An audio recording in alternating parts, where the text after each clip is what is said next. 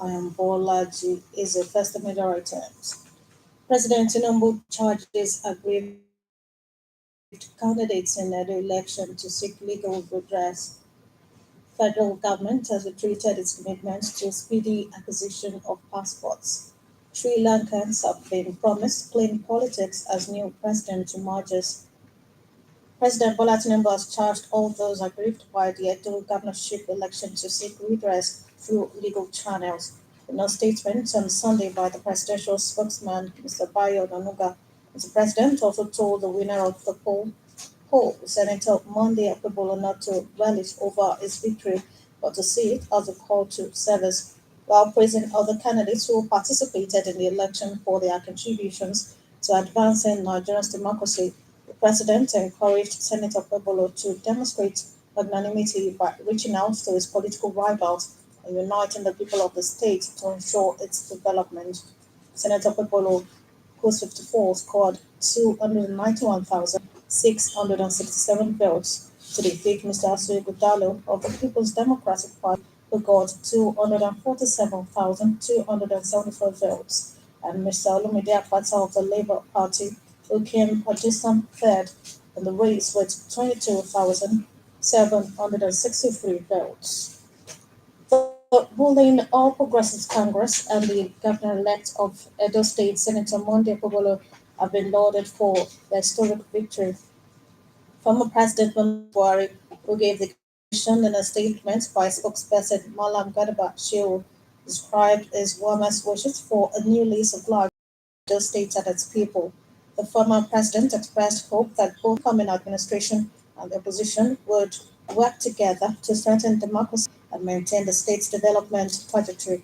Also, the Ogun State Governor, Prince Abiodun, has described the victory of Senator Okpebholo as a pivotal change that is poised to bring unparalleled growth and development across the state. According to him, the outcome of the election is expected to bring about socio-economic advancement that will benefit all residents of the state. Meanwhile, the People's Democratic Party has kicked against the result of Saturday's governorship election in Edo State.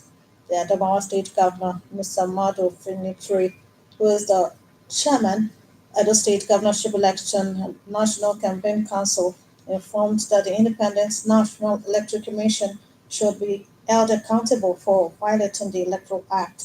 Out of the 18 local governments in the state, the APC won 10, while the PDP settled for 8. But the PDP, in solidarity with its governors forum, insisted Senator Ighodalo won the election. Away from politics, the Minister of Interior, Honorable Olubomi Tujojo, says innovations introduced by the ministry have been geared towards rendering seamless services and making things easier for Nigerians and investors without compromising national security.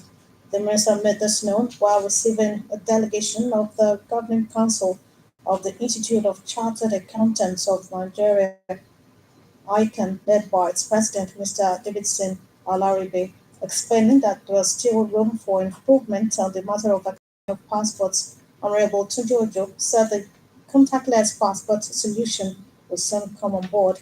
He added that Nigerians should be able to renew their passports without going to the passport office.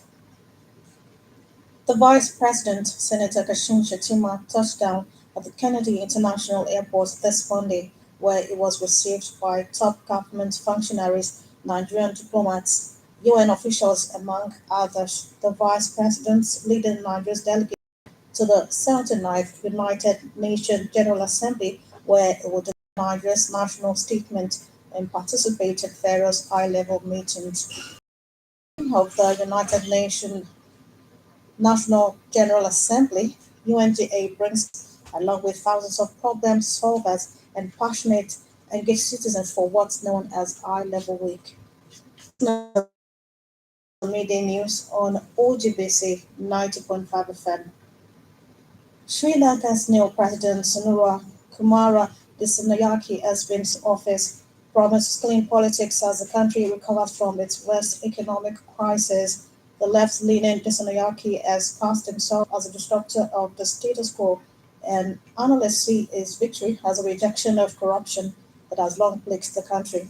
Saturday's election was the first since 2022 when discontent over the economy fueled mass protests and chased former President Gotabaya Rajapaksa from power. The 55-year-old, who is known as AKD, told Sri Lankans that democracy does not end with voting in a leader. Ukrainian President Mr. Volodymyr Zelensky is in the United States to celebrate urgent attempts to influence White House policy on Ukraine's war with Russia, no matter who wins the US election in November. He said he wants to present the plan to President Joe Biden and his two potential successors, Ms. Kamala Harris and Mr. Donald Trump, during the trip, which will see Mr. Zelensky addressing the United Nations General Assembly on Tuesday. Mr. Zelensky said if the plan is backed by the West, it will have a broad impact on Moscow, including a psychological one that could help propel Russian President Vladimir Putin to end the war diplomatically. The Israeli military launched its most widespread wave against Iran-backed Hezbollah, simultaneously targeting Lebanon's southeastern Bekaa Valley and northern region near Syria in nearly a year of conflict. Asked by newsmen about a possible Israeli ground incursion into Lebanon, Israeli military spokesperson Rear Admiral Daniel Hagari said whatever is needed will be done in order to return evacuated residents of northern Israel to their homes safely, a war priority for the Israel government. The latest attacks came amidst some of the heaviest cross-border exchange of fire in conflicts raging alongside the war between Israel and Hamas in Gaza. Rear Admiral Agari called on residents of South Lebanon to keep away from Hezbollah posts. Ahead of planned protest banned by authorities, police blocked access to homes of two opposition leaders in Tanzania's commercial capital this Monday. Police barricaded the residences of the Chairman and his deputy, Mr. Tudu Lisu, having said this Monday's demonstration against alleged killings and abductions of opposition officials would be illegal. The East African country's rights record has improved under President Samia Suluhu Hassan, who took office in 2021 following the death of defenders said police abuse targeting critics of government have continued, however, and intensified in the run-up to local government elections in December and the national election in 2025. On sport, head coach of Enyimba, Yemi Olanrewaju, says the People's Elephants need to seal a place in the group stage of the CAF Confederation Cup over Burkina Faso's Etoile Filons. The coach said, "Read the news and let look at the major items." On Sunday by the presidential spokesman, Mr. Bayo, President Bola Tinubu has urged all those aggrieved by the election's outcome to seek redress through the legal channels, just as he told the winner to extend hand of fellowship to his political rivals. The Minister of Interior, Honorable Olubunmi, again at the weekend, informed of the current administration's commitment to speedy acquisition of passports. He also added that after being sworn in as the new president of Sri Lanka, Mr. Anura Kumara Dissanayake promised clean politics as the country recovers from economic crisis.